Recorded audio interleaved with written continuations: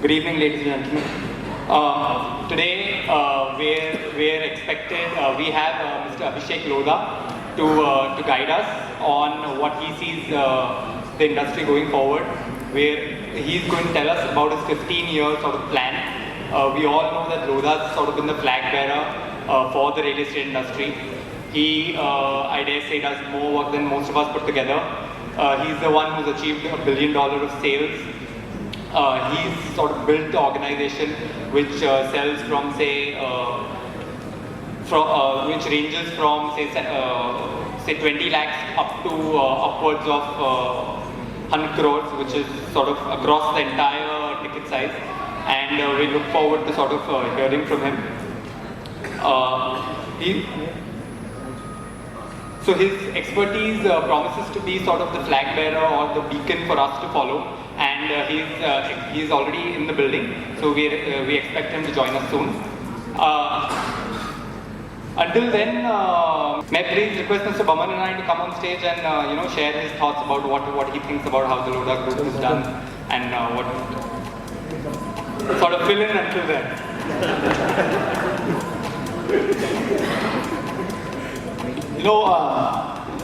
I've said this before and I'll say it again. This is the time to collaborate. This is the time to come together. This is the time to learn from one another. From the time I got into this industry, I remember that I always looked up to those big names that were ahead of us for what they did right. We also learned from the mistakes that those big groups made. But as they say, in life you have to stay a student forever. And I am truly happy that we have Abhishek out here who's going to kind of talk to us, because he's going to inspire in all of us a feeling that really we are at that point in time where we can all create a great amount of wealth for ourselves while building this lovely nation. You just heard Yogesh Bhai say that there are going to be more apartments built now. It is true, but it's not only apartments. There are so many different allied lines of business in the real estate field itself. Whether it's data centers, because the policy requires you to have all your data in the country, whether it's warehouses, whether there's in-city warehouses. I mean, if it's commercial development, which is seeing a problem worldwide, but out here in India, we're going gangbusters with it. Everything just seems to be knocked out of the park as of right now. And the one person who's kind of constantly not only set benchmarks, but has constantly upgraded or moved beyond them, has been this young man called Abhishek Lodha. I remember I went for a meeting with him, and normally you sit down, you have a cup of chai, you chit-chat.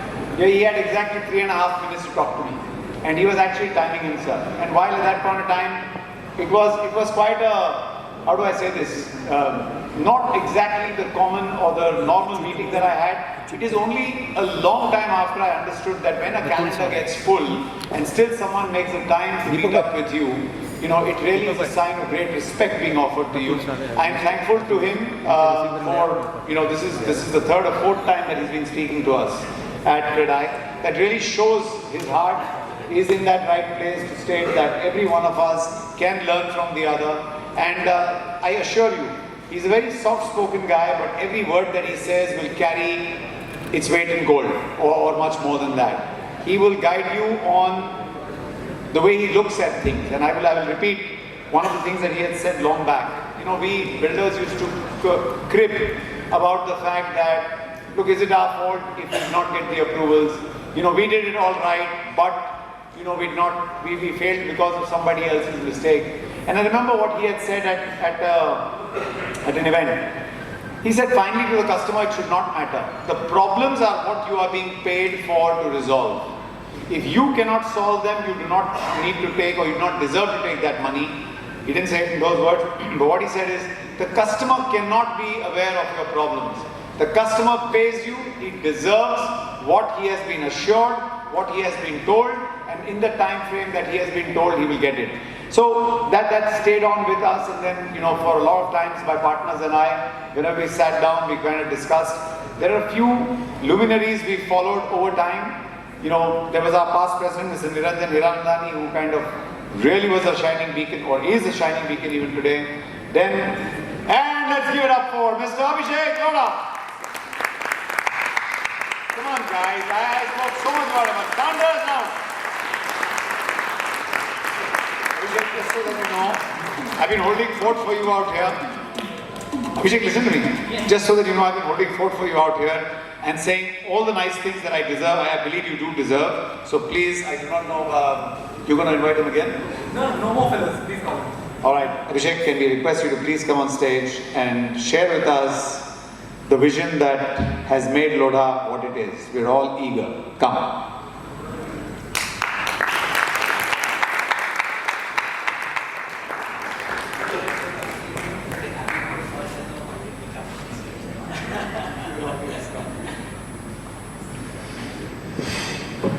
Good evening, everybody. Thank you all for this opportunity, and thank you, Baman. I was just telling him that they typically put the better show later. So if Baman's already been on stage, no point on me now being here after him. But anyway, I'll try to do a weak second job after him. I hope all of you all are doing well. I've had a nice week. I just came from another event. They said it's Thursday evening, it's time to relax.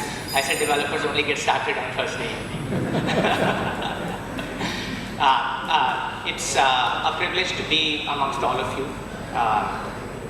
Mumbai's, India's most successful organizations in the industry, which is making and will make a huge impact on the Indian economy, in job creation, and on how our society shapes up for the next 10, 15, 20 years. It's because of all of you, your hard work, your organizations, that I think India will all play a key role in the transformation of India, which is already underway and will gather, in my opinion, more and more momentum in the next few years. Like I said, it's a privilege to be amongst all of you. Thank you to MCHI, to Dominic, to all the team here in Mumbai, and of course thank you to Baman for having me being part of the event this evening. I'd like to start off, and I don't know if the presentation came through over here.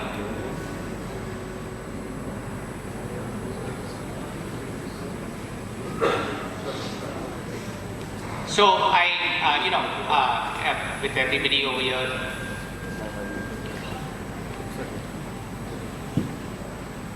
Savis here. I'm sorry, I'm disturbing. Welcome, sir. So it's the right moment for the Honorable Minister to have joined us this evening. And I think it's excellent that we can start with this slide in his presence, because I truly believe that the next 15 years is a golden opportunity for transforming our country and for scaling up the housing market. This year, what is considered to be a very good year for Indian housing across the whole country. This is not Bombay or Maharashtra or big urban centers, but across the whole country.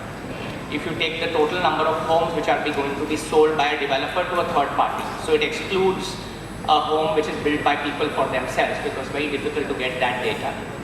The total number of homes built will be about 550,000 to 600,000. 5.5 से 6 लाख घर इस साल भारत में, पूरे भारत में, urban India में बनेंगे.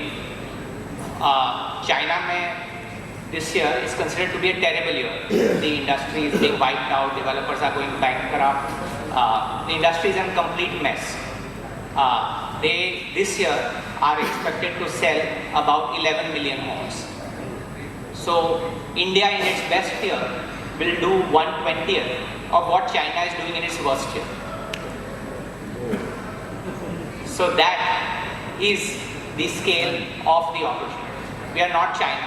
We don't want to have that kind of debt-fueled growth, and we may not want to get to that size at any time. But it's important to know the other countries too. The US this year will sell about 6 to 7 million homes. That's primary and secondary combined. The secondary market in the US is a lot bigger because it's a much more developed economy. They sell about 5.5 to 6 million secondary homes and about 1.3 to 1.5 million primary homes. So it's very clear that by selling 550, 600,000 homes a year with a population base of 140 crore people, 1.4 billion people, clearly the industry is subscale. The industry being subscale is not a problem just for the industry. It's a problem for the nation, it's a problem for the economy. Because the real estate industry is by far the most impactful industry when it comes to job creation and economic multiplication. Every 1 rupee that is invested in the real estate housing sector produces about 2.5 rupees for the economy. There is no other industry which has that level of a multiplier for the economy. 400 plus industries depend on housing demand, from steel to security, depend on housing demand for their job creation. And any country, when it has moved from low income to mid income, with the leadership that we have of the Honorable Prime Minister at the center, and the states trying to move the nation ahead, we will be moving. And it's not something which is our destiny, it's not something which will happen automatically. But India has this decade the opportunity to move from low income to mid income. We have a GDP per capita of $2,300, something like that this year. But it's very possible for us to be at the start of mid income, which is $5,000 over the next 7 to 10 years. And please remember, this is not our destiny. It's not something which has to happen. Someone was telling me yesterday, 20 or 25 years ago, the exchange rate of the Indian rupee to the US dollar and the exchange rate of the Pakistani rupee to the US dollar was the same. Today we are at 83 and we crib 83 is bad. The Pakistani rupee is at 325. Sri Lanka, which is another neighbor, it has gone through extreme economic stress. So it's not our destiny to be an economic superpower. It is a choice, it's an active choice which we are being allowed to make with the leadership and policies which the government, both at the center and the state, are putting together. And that is the reason for this opportunity. As of 2021, about 7.7 crore households, 77 million households, 7.7 crore households were home ownership capable. Means they were capable of buying a home. That number is expected to be 175 million households, which is 17.5 crore households by 2030, which means 10 crore new households will become home ownership capable by the end of the decade, plus whatever is the upgrade, improvement, etc., which the original 7.7 crore households need. So you need 10-12 crore homes over the next 10 years. Now let's look at our production capacity. Our production capacity, as I mentioned a little earlier, in 2021, about 400,000 homes were made across India. This year that number, under Bhamat's leadership of CREDAI-MCHI, will go up to 550 to 600,000. If you compound that number at 15% per annum for the whole decade, and that's the whole industry growing at 15% in physical production. Price growth is in addition. So price growth of 6-7%, physical production growth of 15% means the entire industry has to grow at 20%, which I think is very difficult. Because for 10 years consistently to compound at 20% is very difficult. But assuming that can be done, the total production this decade will be between 8 to 9 million homes, between 80 to 90 lakh homes. So we need 10 to 12 crore homes. We can maximum, if everything goes well for 10 continuous years, produce less than 1 crore homes. The target is 10 crores. 11 crores. Yeah. So this happens once in the lifetime of a nation. We are blessed. Everybody in this room is blessed that we are capable, we have organizations, we have brands, we have people to capitalize on this opportunity. The US from 1945 after the Second World War till the mid-60s, 20 continuous years of housing growth. That's when US moved from low income to mid income. The China 1995 to 2015, 20 years of continuous housing growth. It doesn't happen after that. Then it becomes cyclical. It keeps becoming, because supply and demand become much closer to each other. But once in the lifetime of a nation, as you move from low income to mid income, a large number of households become home ownership capable. What happened to TVs and cars 10 years ago?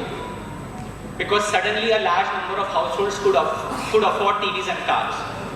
Now it's happened to tourism and international travel. As income is growing, people can afford to do that, and certainly because we have such a large base, 1.4 billion people, that industry booms. But as you move to the next stage of income, you move to mid-income levels. Housing is the one which is going to get the maximum increase in demand compared to its base. And that, ladies and gentlemen, is the opportunity which is unique not just for our companies or our organization, but it gives us a huge ability to contribute positively to our nation.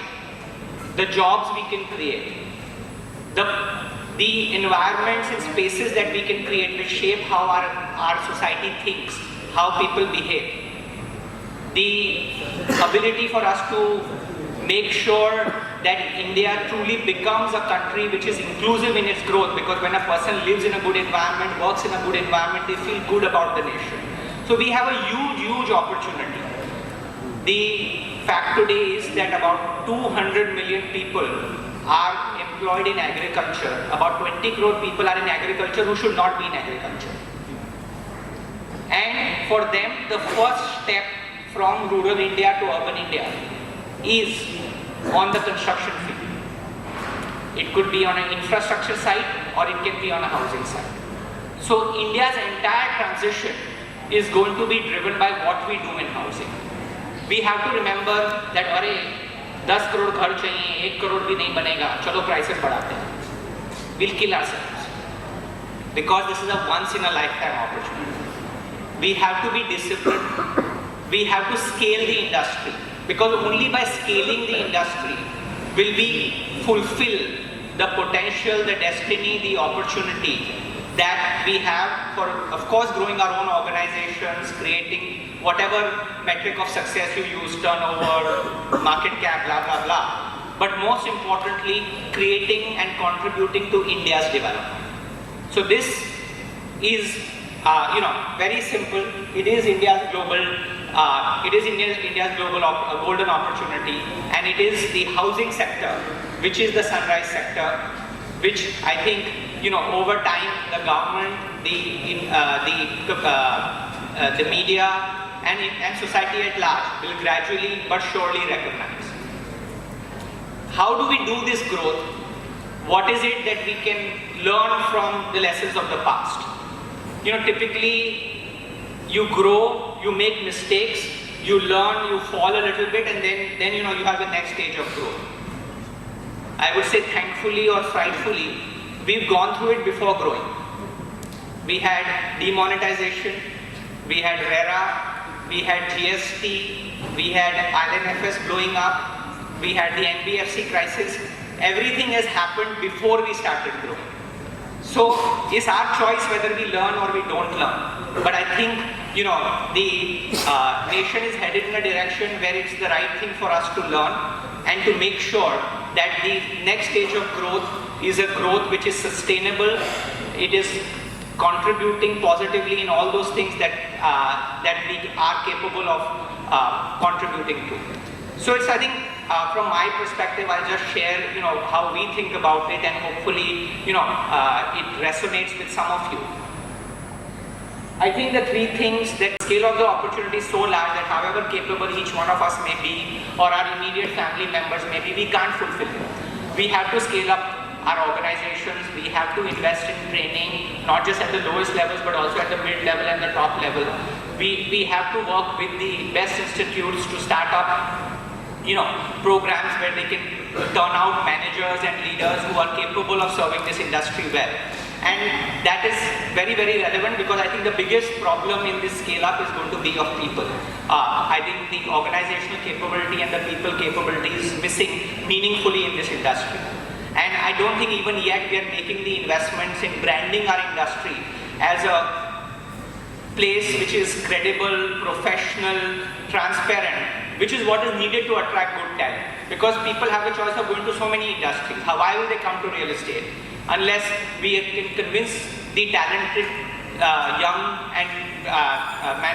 people and the middle-aged managers, there's an industry which is becoming more and more professional, it's transparent, our practices are straightforward, and we can give them a good, bright future and ability to scale up. So I think all of us have to think about how as an industry together and how in our individual organizations can we add organizational capability. The second, this is the most important purchase in a person's life. A home is bought by a typical family maybe 2-3 times in a lifetime. And it is a very, very research purchase. Nobody goes out and impulsively buys a home. It doesn't happen. And therefore, our brands and how we think about our brands, what our brand's purpose is, what our brand's promise is, and how do we sustainably and continuously deliver on that is something that all of us have to think about. It's not just a production business. We are not a commodity business. It's a branded business. The branding is challenging. Fulfilling and maintaining the consistency of the brand is very, very difficult. But I think that is what is going to separate sort of the winners from those who don't end up capitalizing on this opportunity. And of course, brand is self-evident. We'll have to focus through people, through processes, on our product and service quality, because one of the challenges and why sometimes we are seen as not a great, I would say, and trustworthy industry is because the consistency. I don't think there are too many players who want to give a bad product. I don't think there are too many players who want to shortchange the customer. But I think we justify to ourselves when it happens, ab kya karu? But it doesn't work when it's the other side. When we go to a hotel, you can go to this hotel, and if the room is not in a good place, you don't accept the fact कि ऐसा होता है. ऐसा नहीं हो सकता है. वो तो घर है उसका. आप तो यहाँ पे एक रात के लिए रूम में रह रहे हो. So we have to sort of change our attitude to product and service in a manner which makes the consumer more and more comfortable and trusting of who we are as an industry. The one learning, and I can say it comes from my own experience, is that the opportunity is huge. The risk is dead. We will think, अरे यार इतना माल बिक रहा है, ये कर सकते हैं, वो कर सकते हैं. But the fact of the matter is, debt is the real risk to our business's sustainability. Raji might not like to listen to what I'm about to say, but we need to get off the debt train. It's something which we don't need, because we are in one of those few countries where if you are a good brand and you are building on time, people pay for the construction. Why do we need debt? Means debt only increases our inefficiency, because it means that you can take money from some other source and cover up your inefficiency. It takes away our focus from our real business. I'll share I was just doing some analysis. So, I would say I would spend 20-25% of my time, prior to 2020 with meeting lenders and, the like. Last year that number was, more like 2-3%. So 20% of time gets freed up if you're not on the debt cycle, which means that you can do something much more productive with that. And I think, this is the risk, because in this 15-20 year positive cycle, you are going to have 2-3 bad years. Something will happen in the world. We live in a very uncertain world. We're all aware of what's happening in many parts, but there are many other risks, many other things can happen. Why carry this burden on our heads? We'll do 2 projects less. How does it matter? Ultimately, whatever you earn on that project will stay with you. Rather than being on the cycle of 12, 15, 18, God alone knows what percent, and this restriction and this problem and blah, blah, blah. So I think as an industry we really need to think about housing. I'm not talking about other sectors which are, the cash flow cycles are different. So it can be different for office, it can be different for warehousing, where you're not getting paid as the construction happens. So you need working capital between the time you start and between the time you start producing income. But housing is not like that. Housing produces income almost from the very start. And therefore, we need to think seriously that if we want to scale up our businesses, then we need to de-risk ourselves. And the way to de-risk ourselves is to get debt to as low or as minimum a level as is practical. And the second thing, which is my urging to Honorable Minister Saab and to all of us, we need to, if we want to scale up, we have to reduce complexity. We have a business which is fairly simple. We build homes, people want to live in those homes, and that's the end. There is nothing else to it. But it can be made very, very complex. It's the way how we think about our business, where we think value lies. Regulations can get updated from time to time, so on and so forth. But this complexity kills. That complexity creates delay. It creates more and more variables. It leads to decision making becoming more and more centralized, because you can't delegate if you are running a very, very complex way of working. So my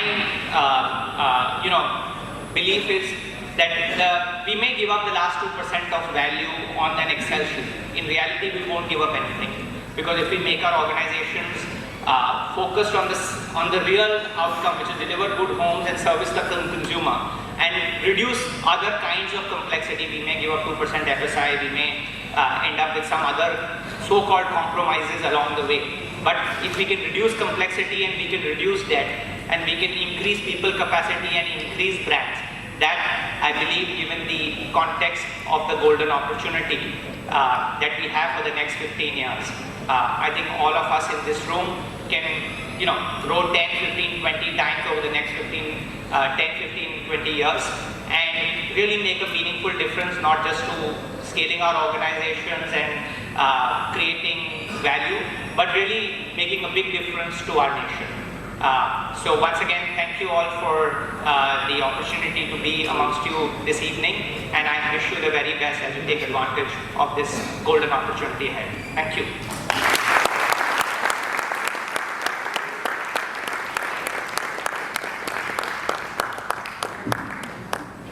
Thank you so much, sir, for the amazing speech. Your insights have been truly enlightening and add immense value to our event. We look forward to using them on this journey together. Just on a personal note, Lodha is sort of a university for the real estate industry. Recently, we did a sort of a master class on marketing, and we had various sort of chief marketing officers from a lot of the top brands, including Lodha, and all of them were ex-Lodha. So thank you for doing this for the industry.